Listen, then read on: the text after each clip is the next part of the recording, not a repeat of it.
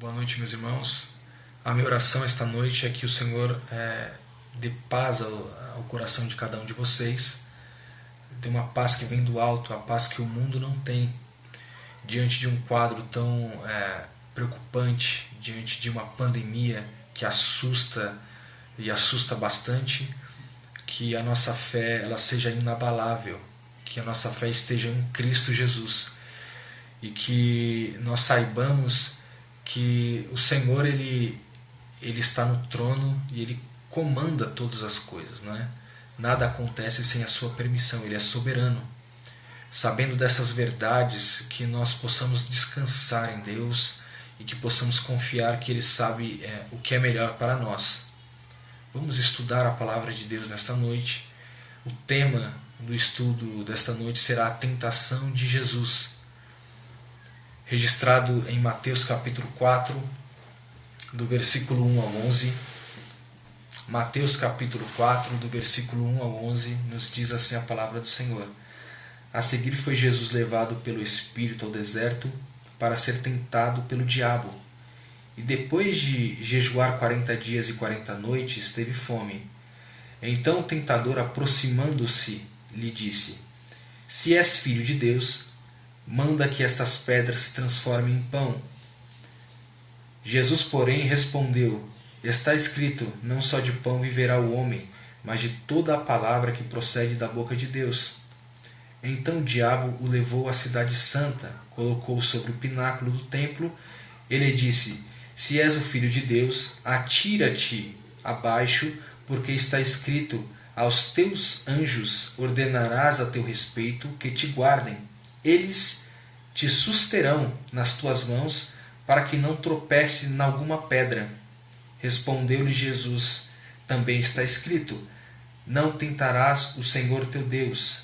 Levou ainda o diabo a um monte muito alto, mostrou-lhe todos os reinos do mundo e a glória deles. Ele disse: Tudo isso te darei se prostrado me adorares. Então Jesus ordenou: Retira-te, Satanás, porque está escrito: Ao Senhor teu Deus adorarás, e só a Ele darás culto. Com isso o deixou o diabo, e eis que vieram os anjos e o serviram. Logo depois que Jesus foi batizado por João Batista para que se cumprisse toda a justiça, a Bíblia nos diz que o Mestre foi levado pelo Espírito, ele foi conduzido pelo Espírito ao deserto para ser tentado.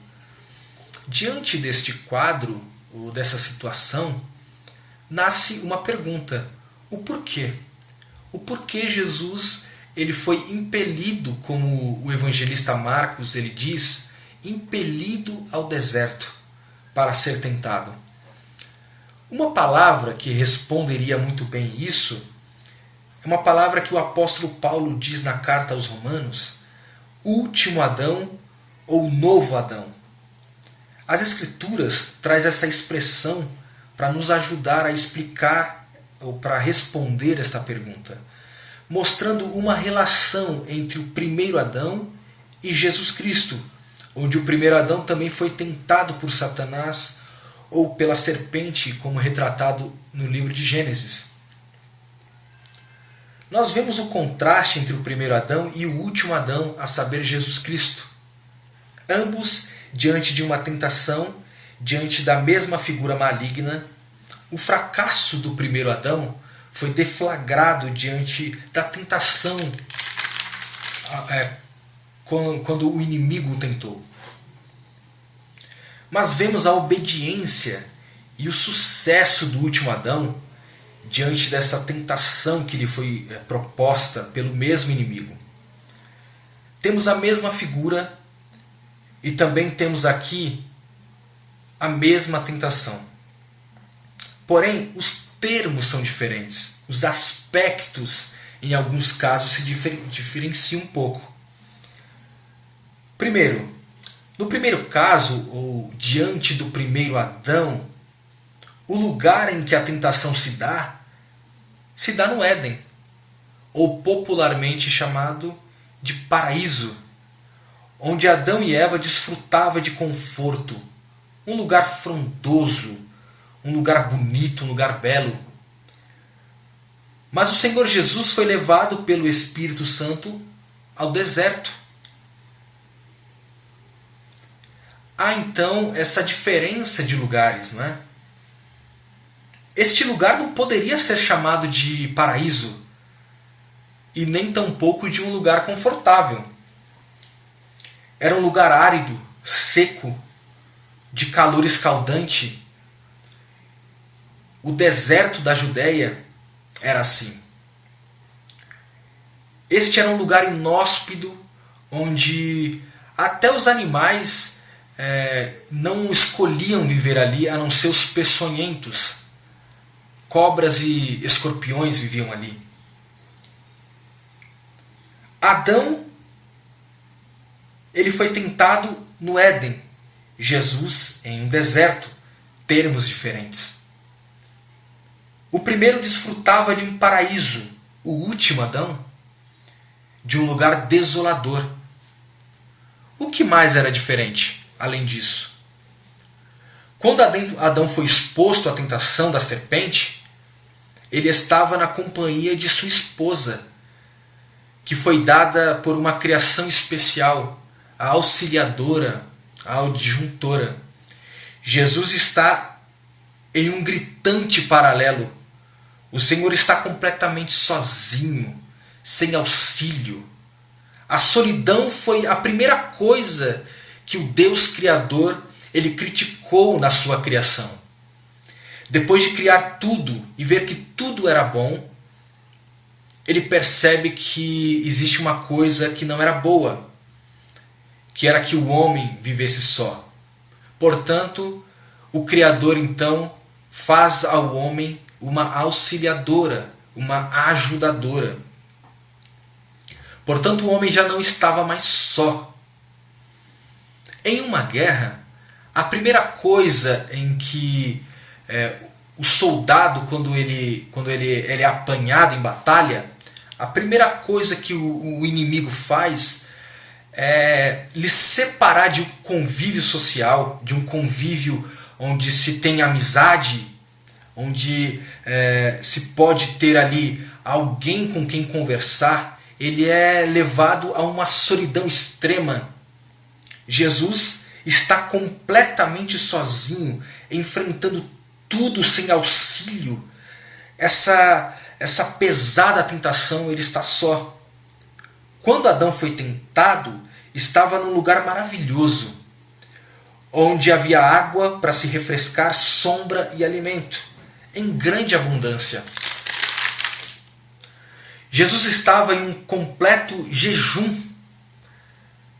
Cristo, ele tinha fome. Literalmente estava passando fome. O primeiro Adão tinha abundância. O segundo Adão não tinha abundância de nada a não ser fome. O deserto durante o dia fazia muito calor e à noite um frio extremo. Jesus estava passando por tudo isso. A ideia da tentação de Jesus aqui em 40 dias, o texto de Mateus ele é rico em detalhes, mas ele nos dá a ideia de uma tentação em 40 dias. Porém, quando nós lemos, parece que ele foi tentado só em alguns pontos, mas imagine que ele permaneceu 40 dias sendo tentado ali dia após dia, 40 dias e 40 noites sendo tentado. Mas uma diferença que precisa ser enfatizada aqui, quando Adão foi tentado, não existia a prática do pecado. O pecado era desconhecido até então. Até que Adão e Eva desobedecessem ao Senhor, o pecado era desconhecido a eles. Só foi conhecido diante da desobediência que eles cometeram diante do Senhor. Mas quando Jesus é tentado, não há algo mais comum praticado pela humanidade que o pecado. E por que eu digo isso? Porque diante do pecado, diante dessa prática do pecado, é muito difícil ter uma escolha de juízo, uma escolha correta, uma escolha acertada. Já que todo mundo peca, eu sou só mais um a pecar. Poderia ter sido esse pensamento, mas na verdade não. Na verdade, Jesus ele foi contra toda esta maré de pecado, ou contra toda esta prática humana de pecado. Depois da desobediência do primeiro Adão, o segundo Adão ele foi na contramão de toda essa pecaminosidade que a humanidade estava completamente inundada, não é? Mas aqui o contrário, Jesus ele chama a atenção porque ele não cede ao pecado, ele toma uma decisão acertada. Existem diferenças que eu acabei de dizer, é claro que existe. Existem pontos também de contato nesta tentação. Porque na verdade, a tentação que Satanás submete a Adão e Jesus, essencialmente, na sua essência, é a mesma tentação. A serpente atacou Adão por Eva, através de Eva. Era cheio de sutileza este animal peçonhento. Era o mais sagaz de todos os animais. Disse a Eva: assim diz Deus, não comerás de toda a árvore do jardim? Mas na verdade Deus não falou isso, não é? Deus tinha dito a Adão e Eva para que eles não comessem daquele fruto daquela árvore, porque se eles comessem certamente morreria. Eva, diante desta afirmativa errada da serpente, ela o corrige. Ela diz que a ordem não foi essa, que a ordem foi que eles não comessem de tal árvore. De todas as árvores eles podiam comer, mas que eles não comessem apenas de uma só daquelas árvores, porque certamente morreria. Deus não tinha dito para não comerem de todas, ele disse só de uma. Eva então corrige a serpente imediatamente. Podemos comer livremente de todas, menos de uma. Era muito sutil, porque Satanás aqui ele está colocando em confronto a palavra de Deus. Aquilo que Deus tinha dito a Eva e a Adão. A serpente diz que eles não morreriam se comessem da árvore. Certamente não morreriam. Eles na verdade seriam como Deus, semelhante a Deus. Colocou em xeque a confiabilidade da palavra de Deus, a autoridade e a veracidade da palavra que o Senhor tinha proferido. O pai da mentira está usando de sutileza para contradizer o que o Criador disse. Com Jesus não foi diferente. Neste aspecto, veio depois de 40 dias, quando Jesus teve fome, quando Jesus estava em um momento de muita fome, Satanás diz a Jesus: se és o Filho de Deus, se realmente é o Filho de Deus, transforme estas pedras em pão. Notem que o jogo aqui está na confiabilidade de que se Jesus é o Filho de Deus.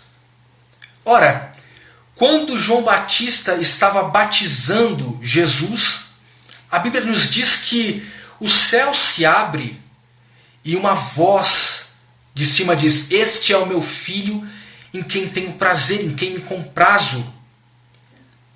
O Pai, o Criador, o Deus Todo-Poderoso, havia afirmado publicamente que Jesus era o Filho de Deus, que era o seu próprio Filho, a quem ele tinha prazer, em quem ele se comprazia, não é?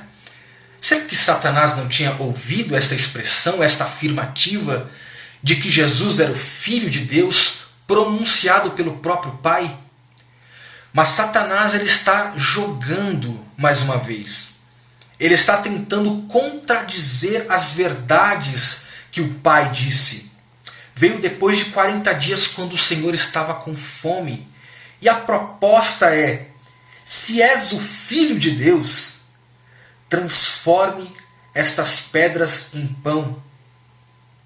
Será que Jesus ele não tinha sua identidade afirmada? Claro que tinha. Claro que tinha. Jesus, de fato, era o Filho de Deus e ele sabia que era o Filho de Deus.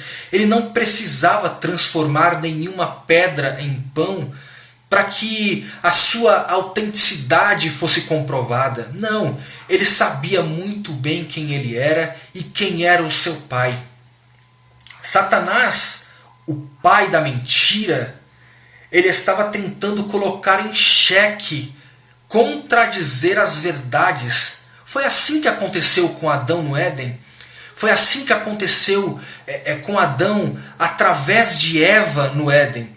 Ele contradiz, ele tenta colocar dúvida no coração de Eva, dizendo para ela que Deus não tinha dado permissão para que ela comesse de nenhuma. Mas na verdade Deus tinha dito que se ela comesse da árvore do conhecimento do bem e do mal, certamente ela morreria.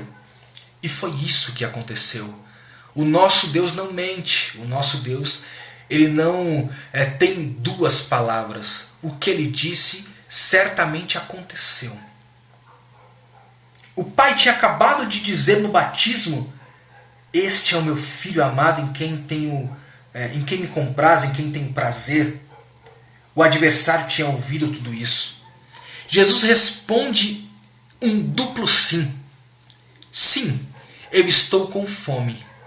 Sim, eu sou filho de Deus. Certeza da identidade. Jesus não precisava comer do pão para saber quem ele era, ou transformar as pedras em pães para saber quem ele era. Porque a palavra do Pai é muito clara. Não há sombra e nem variação. Jesus tinha uma identidade divina atestada pelo próprio Pai. A questão aqui é a palavra de Deus. Como se Jesus dissesse: eu morro de fome, antes de negar a palavra, a veracidade da palavra de Deus. Em Mateus capítulo 4, no versículo 5 ao 10, vou ler de novo este texto. Mateus capítulo 4, do 5 ao 10, diz assim a palavra do Senhor. Então o diabo o levou à cidade santa, colocou-o sobre o pináculo do templo e disse-lhe: se és o filho de Deus, atira-te abaixo, porque está escrito: aos seus anjos ordenará a teu respeito que te guardem. Eles te sustentarão nas tuas mãos, para que não tropecem em alguma pedra. Respondeu-lhe Jesus: também está escrito: não tentarás o Senhor teu Deus. Levou ainda o diabo a um monte muito alto, mostrou-lhe todos os reinos do mundo e a glória deles. Ele disse: tudo isso te darei se prostrado me adorares. Então Jesus lhe ordenou: retira-te, Satanás, porque está escrito: ao Senhor teu Deus adorarás e só a ele darás culto. Jesus disse: você não entendeu nada, Satanás. A Bíblia não se contradiz. A palavra de Deus é coerente. A Bíblia diz: não tentarás o Senhor teu Deus. Se eu concordasse em fazer o que me pedes, estaria pondo em prova o meu próprio Pai. A serpente, você está a tentar o Filho de Deus. Você está querendo tentar o Filho de Deus, mas o Filho de Deus jamais tentará o seu próprio Pai. Há uma frustração surgindo aqui em Satanás. Satanás está perdendo. Satanás, a sua sutileza já não está surtindo efeitos diante do Filho de Deus.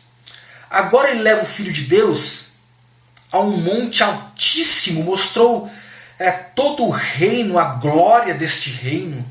Satanás diz: tudo isso te darei se prostrado me adorares. Toda a glória deste mundo é sua. Se ajoelhar, se simplesmente flexionar o seu joelho, se dobrar o seu joelho, tudo isso será teu. Não terás nenhum sofrimento. Tudo isso será teu. Sem humilhação, sem sofrimento, sem dor, sem crucificação. Somente uma flexionada de joelhos e tudo isso será teu.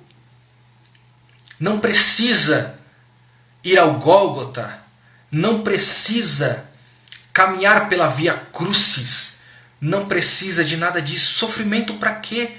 É só se ajoelhar diante de mim e tudo isso será teu. Então Jesus ordenou retumbantemente, porque está escrito: ao Senhor teu Deus adorarás e só a Ele dará culto. O ataque veio 3 vezes, e nas 3 vezes o ataque veio direcionado à confiabilidade da palavra de Deus. Satanás tenta seduzir Jesus, mas ele não consegue seduzir Jesus. A tentativa era que o mestre contradizesse a palavra do Pai. Jesus expulsa a serpente do deserto, mas a serpente sai momentaneamente, nos dando a entender que a tentação ela se daria em outros momentos e se deu em outros momentos até que se cumprisse todo o caminho que Jesus escolheu, toda a atitude que ele escolheu, né? Todo o propósito ao qual Jesus ele veio cumprir. Em todo este momento ele foi tentado, na verdade. Depois de ser fiel, depois de obedecer ao Pai, depois de estar em conformidade com as verdades que o Pai havia dito, de estar em conformidade com a palavra, o Senhor Jesus, ele venceu, mostrando que Satanás, que o inimigo, que a antiga serpente não conseguiu, jamais conseguiria o desviar do seu destino, do seu propósito, da redenção que ele estava propondo à humanidade. Se Jesus tivesse cedido, é claro que ele não poderia ter cedido, porque ele era o próprio Deus. Ele é o próprio Deus. Mas hipoteticamente, se Jesus tivesse cedido nesta tentação, se o último Adão tivesse cedido a esta tentação como o primeiro Adão, nós não teríamos nenhuma chance. Pois, como o apóstolo Paulo ele nos diz, todos nós pecamos e estávamos destituídos da glória de Deus. Nada conseguiríamos fazer, porque o pagamento que nós tínhamos que dar era um pagamento de morte. Nós estávamos sentenciados à morte, mas Jesus pagou o alto preço, o preço necessário para que nós tivéssemos a oportunidade de sermos chamados filhos de Deus. Nós fomos comprados, nós fomos redimidos. Havia uma dívida que não podíamos pagar e o Senhor pagou por nós.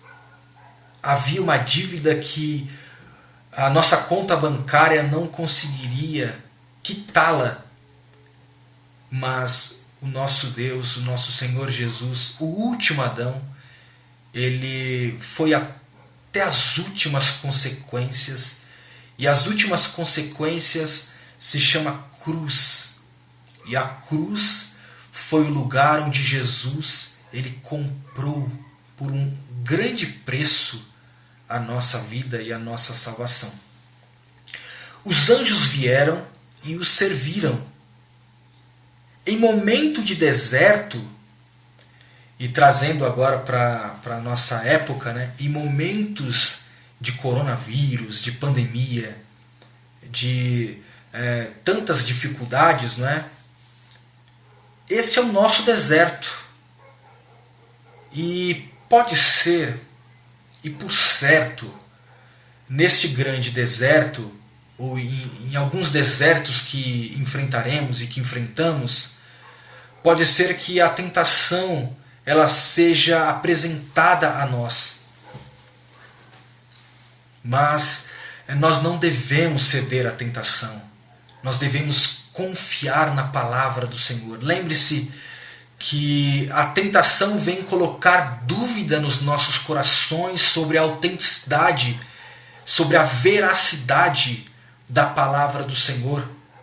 Vem colocar dúvidas em nós. Mas em meio ao deserto, nós precisamos ser fiéis. Nós precisamos confiar na palavra do Senhor. Porque esta palavra ela é fiel e ela é verdadeira. Não deixemos as dificuldades plantar dúvida nos nossos corações. Não deixemos que sorrateiramente a serpente sagaz tente colocar no nosso coração dúvidas sobre as promessas de Deus, sobre a soberania de Deus. Tudo isso que está acontecendo não está acontecendo fora de propósito. Há um propósito de Deus em tudo isso. A tentação, ela pode vir, mas a palavra do Senhor nos dá autoridade para resistir toda esta tentação, porque maior é o que está conosco do que o que está no mundo. Não há nada que possa tirar o nosso Deus do trono. O nosso Deus governa. Não existe nada que possa o tirar do governo.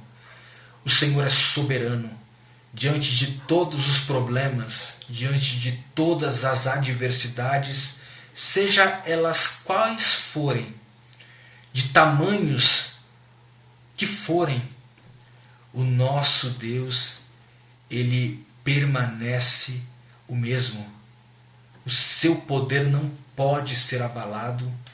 A sua suficiência, ela nunca pode ser retirada da nossa vida. Lembre-se, o Gólgota não foi derrota. O Gólgota foi a vitória. A supremacia de Jesus se deu no sacrifício que ele fez por nós.